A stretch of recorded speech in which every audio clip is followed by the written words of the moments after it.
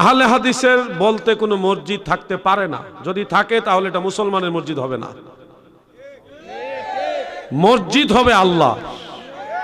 মসজিদ হবে কার?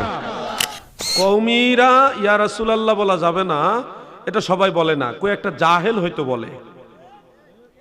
এগুলি আলেম হইতে পারে না, এগুলি পরের বাড়ি খাইছে আর মুডা হইছে, গার মুডা ফেট মুডা, জ্ঞান নাই, এলেম নাই। কওমি অঙ্গনের বড় বড় আলেমরা ইয়া রাসূলুল্লাহ বলার পক্ষে। মা বাবা মারা গেলে জিয়াফত করা উত্তম কাজ। মসজিদ, মাদ্রাসা, এতিমখানা, যে কোনো সাদকায়ে জারিয়া, যে কোনো ভালো কাজ তিনাদের ইসালে সওয়াবের উদ্দেশ্যে করা উত্তম। ইয়া রাসূলুল্লাহ নাকি বলা যাবে না, আমরা বলে থাকি। এখন কোনটা সঠিক?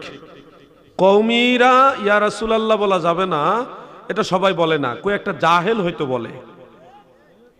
এগুলি আলেম হইতে পারে না, এগুলি পরের বাড়ি খাইছে আর মুডা হইছে, গার মুডা ফেট মুডা, জ্ঞান